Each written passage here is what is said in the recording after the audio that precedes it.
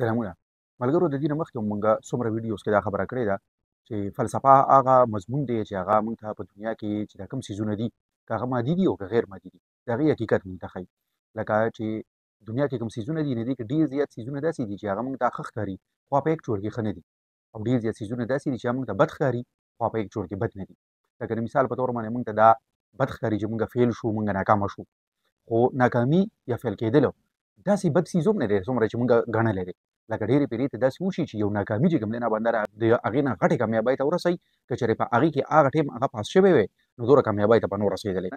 نو ډېرې پیرې ته داسې وشي لکه مونږ په ټولنه کې داسې خلک لیدلي دي چې هغوی دلته په سبقونو کې ناکامه شي او بیا کاروبار ته لاړ شي او کاروبار کې د هغې نه زیات نیم او فیم حاصل کړي. ډېر خلک داسې لیدلي دي چې هغوی په خپل وطن کې چې کوم بوټي ته لاس اچوي نه بوټي ورپسې رالړېږي، یعنې بیا ناکامه کېږي، او چې کله هجرت وکړي نه هلته کې پیسې وګټي او د هغې پیسو د وجې نه یو ښه پروفایل جوړ شي. نو دا کشان ډېر څیزونه داسې هم دي چې هغه مونږ ښه ګڼو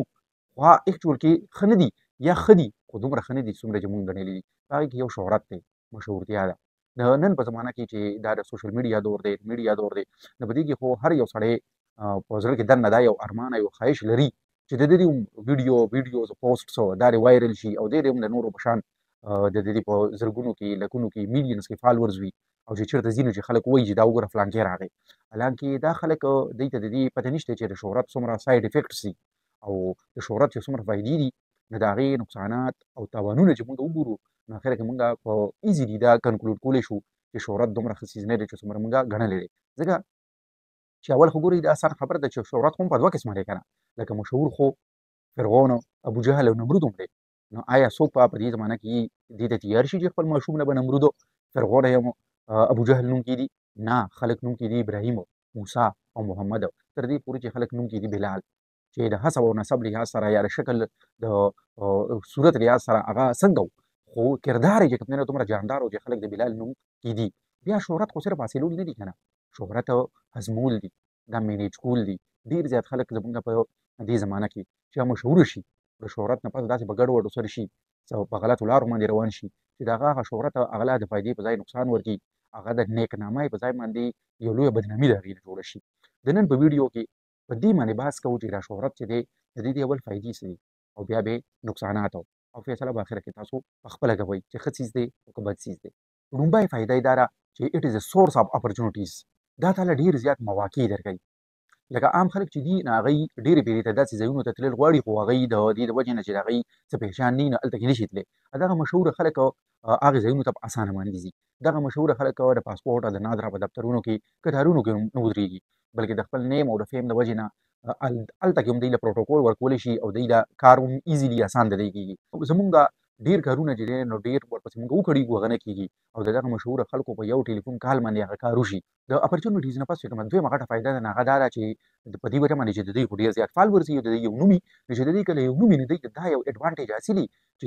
د دوی یو وړوکی پوسټ یا وړه ویډیو هم چې کوم دی نه ډېر غټ کار کوي، نو دوی په اسانه باندې په لږ افرټ باندې ډېر اثر غورځولی شي. نو چې ډېر اثر غورځولی شي نو ظاهره خبره ده چې کوم هوښیاره مشهوره خلک وي نو هغوی به دغه خپل پروفایل چې کوم دی نو داسې یوز کوي چې د هغې نه قام ته، ملک ته، ولس ته خیر او فایده میلاو شي. نو دوی پازیټیو سوشل چینج راولي او خلک ښې طرف ته انسپایر کوي، نو چې د دوی کوم فالوورز وي او دوی هغوی ته د ښې تبلیغ کوي نو هغوی بیا هم هغه کار کوي، نو دوی سره په معاشره کې لکه یو ښه بدلون راځي. درېیمه غټه فایده یې چې دی مالي فایده ده، چې د شهرت د وجې نه دغې خلکو ته ډېر زیات مالي فایدې فاینانشل بینیفټس میلاویږي. لکه دوی د یو کمپنۍ لپاره ایډ وکړي او هغوی به له ډېرې پیسې ورکړي. دوی غټې غټې کمپنۍ هغوی سپانسر کوي، بهر ملکونو ته یې لیږي، ویزټس وله ورکوي او په هغې کې د هغې کمپنو فایدې وي. نو په دې وجه باندې ډېر مشهوره خلک چې کوم دي نو دوی په دې وجه باندې باقاعده بیا خپل یو فیس مقرر کړی د هر یو څیز دپاره چې د دې لپاره زما دومره فیس دی، د دې لپاره زما دومره فیس دی. دغه شان چې دغه خلک کله مشهور وي نو خامخا د یو وجې نه مشهور وي، دوی سټرګل کړی، ځان له یو ځای جوړ کړی، یو بیا هم سټرګل کوي چې په کوم ځای کې چې دوی کله سټرګل کوي نو دوی ته په هغې خپل فیلډ کې ایوارډز میلاویږي، هغه ایوارډ سره چې کوم دی نو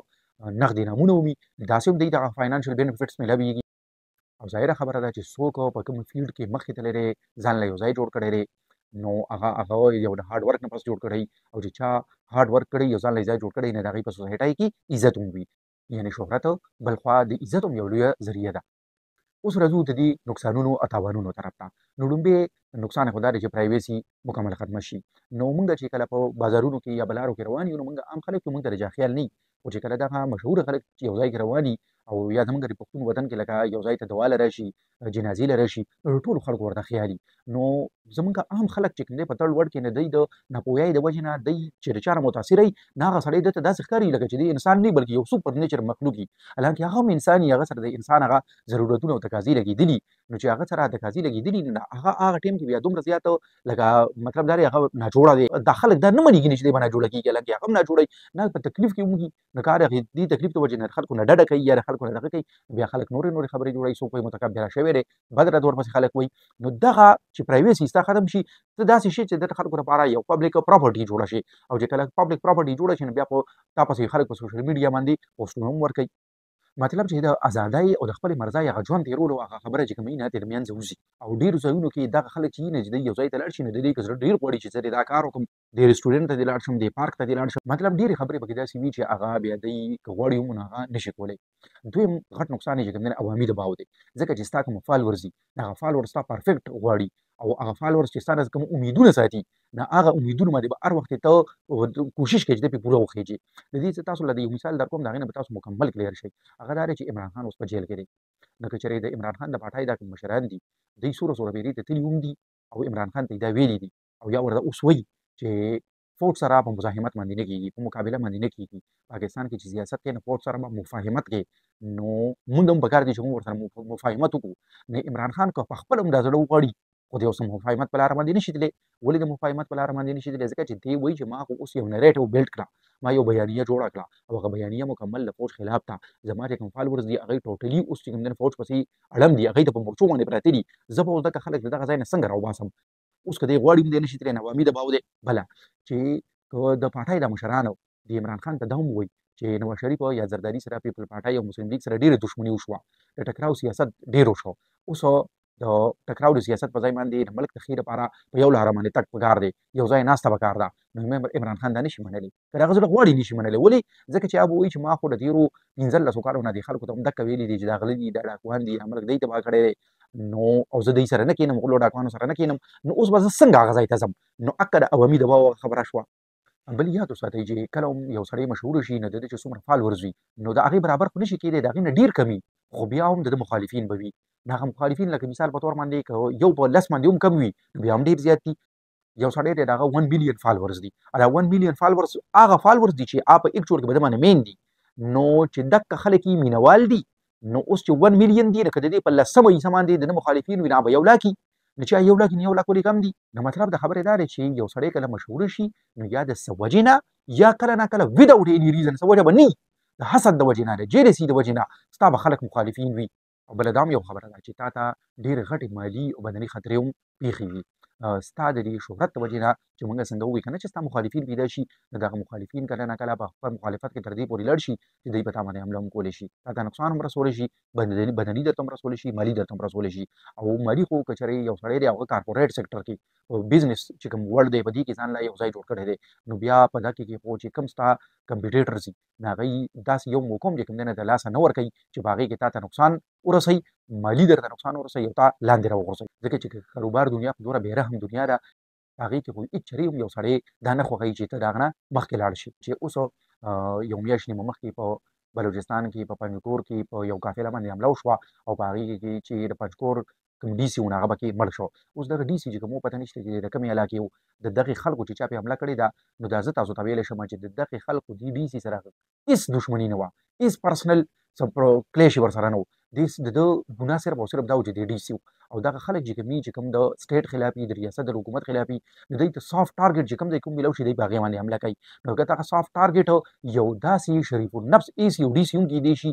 چې هغه سر نه والې تر خپو پورې مکمل خیري، خو بس په دې وجه باندې چې دی اوس یو سرکاري افسر دی نو د ده به دښمنان وي او دغه دښمنان به د باندې اني ټایم هم حمله کولی شي. بله خبره پکې کوو هغه ناپوهه مشهوره خلک چې دغه ناپوهه مشهوره خلک چې کله شهرت یو مقام ته ورسي یو پروفایل یې جوړ شي د دوی بیا هغه خپل چې د دوی کوم ملګري هغه هم پرېږدي، خپل د وینې رشتې پرېږدي، ځکه چې د دوی اوس پروفایل های دی نو لهذا د دوی چې بل ځای کې کوم د دوی د پروفایل مطابق خلک نه هغه خلکو سره رشتې ګپ شپ تعلقات ناسته پاسته دا شروع کړي نو د دوی نه بیا خپل خپلوان او دا ټول څیزونه پاتې شي. نو بیا په ژوند کې داسې یو مقام کله راغی او دته اندازه وشوه چې دا ښه نه ده نو هم ښه ده، خو ډېرو خلکو ته پکې دا اندازه د سره ونشي. نو دا زما په خیال باندې دا د ګاټې سودا ده، د خسارې سودا ده چې د بنده نه خپل خلک پاتې شي او دې صرف د شهرت یا د دولت د وجې نه د یو سټیټس د وجې نه نورو پردو خلکو سره لاړ شي. بله پکې یو غټه خطره دا وي چې د شهرت او د دولت د وجې نه د دوی نه مخکې وروستو خلک بللی، یعنې د دوی چمچې ډېر خلک ورته چې کېږي، ډېر خلک ورله بېځایه او دروغو صفتونه کوي. خو چې کله د ده د پروفایل لاندې را روان شي او ده ته دوی خلکو ته پته ولګېده چې د ده اوس زوال دی، دغه ټول خلک بیا دې یوازې پرېږدي، د دوی بالکل د تنهایۍ ښکار شي، د دوی نه ډپریشن مریض شي، ډېر پکې داسې یا خودکشي پکې وکړي او دا په ویسټ کې چې کوم دی نو دا خبرې بیا ډېرې راځي. بل یاد وساتئ کامیابي حاصلول هم ګران کار دی، خو کامیابي چې کله بنده حاصله کړي او د کامیابۍ هغې ډېری ته وخیږي، نو هغه ډېری باندې بیا برقرار پاتې کېدل ډېر ګران کار دی چې ستا زوال را نشي، ستا کامیابي، ستا سټیټس، ستا پروفایل په لاندې باندې را نشي. نو دا دباو هر وخت د سټیټس دا دباو چې کوم دی نو په دغې خلکو باندې تر دې پورې چې لکه اوس غټ فلم سټارز دي او د دوی مسلسل څو فلمونه فلاپ شي، د دې نه هم دوی خودکشۍ کړي دي، د دې نه هم دوی له ډپریشن مرض ته تللي دي. نو دا سټیټس برقرار ساتل یا یو پالیټیشن دی او هغه څو پیرې ته چې کوم دی مسلسل الیکشن یې بایلي، د دې د وجې نه هغه ذهني مریض شي او اخر کې مړ شي. اوس اخر کې کنکلوژن کې موږ دا ویلی شو چې څیزونه ښه او خراب نه وي، خلک ښه او خراب وي. نو شهرت چې دی نو دا موږ به دا ووایو چې د دې فایدې هم شته نقصانات یې هم شته. شهرت ښه هم دی، شهرت بد هم دی. نو دا اوس په خلکو باندې ډیپینډ کوي چې دوی دغه شهرت ته چې څوک رسېدلي دي نو چې دوی دا څنګه مینیج کوي. که دوی پازیټیولی مینیج کړي نو دا شهرت د دوی لپاره ډېرې غټې فایدې هم راوړی شي، خو که دوی په بدو لارو روان شو نو بیا په اخره کې دا به صرف او صرف پښیمانتیایي پښیماني به وي. زموږ مخې ته ډېر داسې کامیاب او هوښیاره خلک شته چې هغوی د خپل شهرت ډېره اوږده زمانه تېره کړې ده، خو په دغه زمانه کې هم هغوی خپل شهرت او خپل سټیټس خپل پروفایل داسې غلط نه دي یوز کړی چې د هغوی د بدنامۍ سبب جوړ شوی دی. پکار ده چې دغه خلکو بایوګرافیز او د دوی د ژوند حالات او د دوی کامیابۍ د سفرونه ولولو په کتابونو کې، د دوی ویډیوز وګورو، د دوی انټرویوز وګورو، نو ډېره زده کړه دې مونږ کولی شو. امید دی د ویډیو نه به څه راسه زده کړه کړي. بله ویډیو کې بلې موضوع سره د الله په امان.